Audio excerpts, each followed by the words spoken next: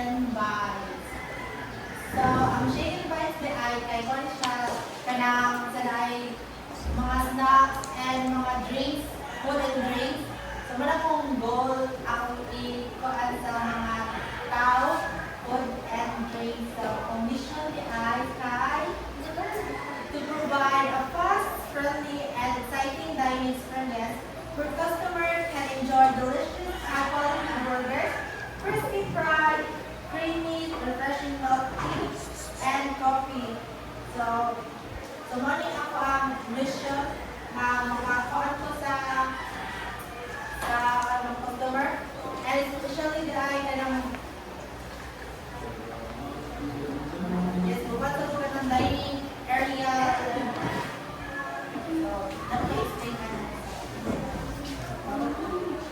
So, the ambition to become a leading fast food destination known for innovation, quality, and customer satisfaction. Shake and Bite envision expanding to multiple locations nationwide, fostering a loyal customer base by offering a range of delectable, crisp, and blend the best of comfort food and contemporary flavors. Introduction. Shake and Bite is a new fast food concept dedicated to offering customers an exciting selection of burgers, crispy fries,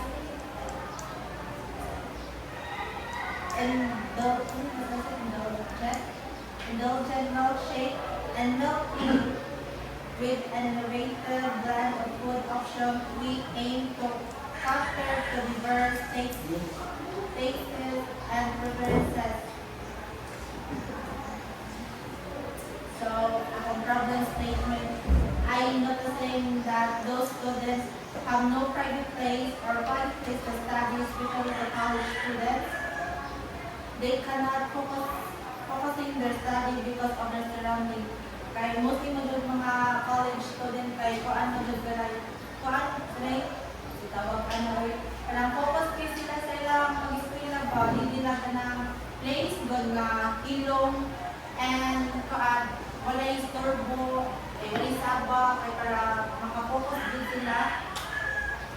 So mali akong kuan problem solve.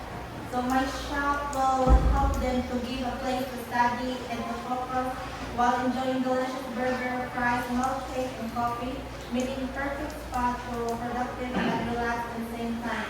So, nakabati mo anang picture ka na ng mga tao. So, mana ko ang plan mo mag-control area or spot para sa mga students nga pwede nila makanang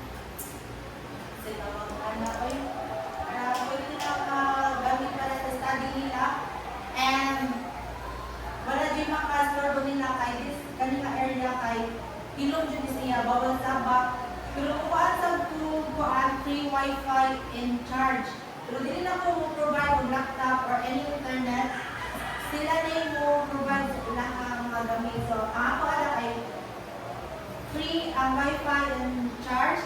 Then ang kanina ko ang spot kay di na free mupatog ko ang kanang entrance bayad mga 20 pesos per head. And so while the study ang mga students sir kay ko ang sanay kita majutanan kung study kay masima-sima mo yuta mainom or anything else matong mabuhat para mas anong data. So, akong value precision and unique selling by high quality ingredients. We use fresh, locally sourced ingredients to ensure the best taste and quality. Diverse menu. Our menu includes not only burgers and fries but also variety of milkshake, coffee shake, and milk tea to cater different preferences. So our affordable pricing, we maintain competitive pricing without sacrificing quality, fast and firm service. We emphasize quick service with a smile, ensuring customer satisfaction. So, innovative flavor, we offer unique and trendy flavor, keeping our menu exciting and fresh. So, akong target market is young adults 18 to 35, students, professional, and families. So, muna akong primary nga target. The secondary is coffee and milk tea lovers who want high quality beverage on the go. So, dili lang mga tao akong kuan target market, kuan sa diay ka ng location. So, sa location kay with a high foot traffic such business district, malls, and university area.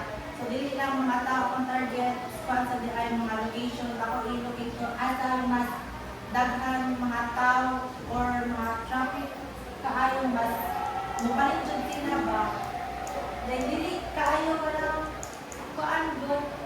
Huwag ano oy. Parang dili kayo mga tao ba like daghan jud kayo makakuan ba. Makapadalan mga customer or makakapalit sa akong business and also sa kanang mga college kanang university doon sa dako ang kuan nila kay akong main target na ako kay kuan college students.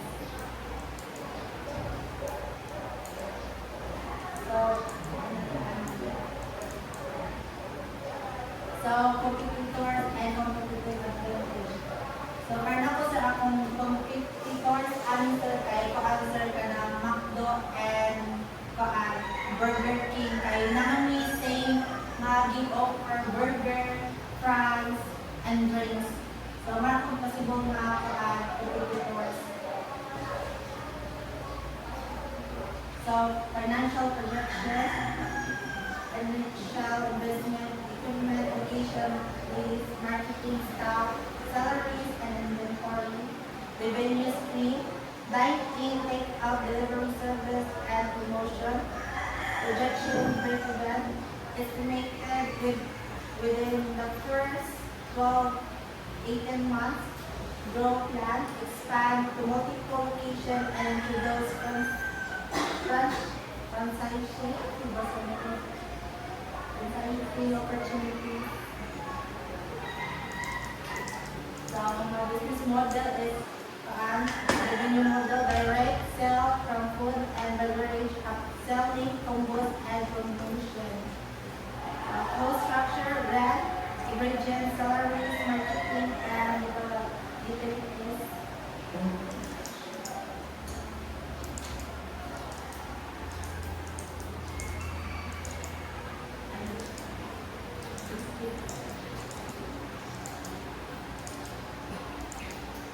So, makabili niya akong menu guys.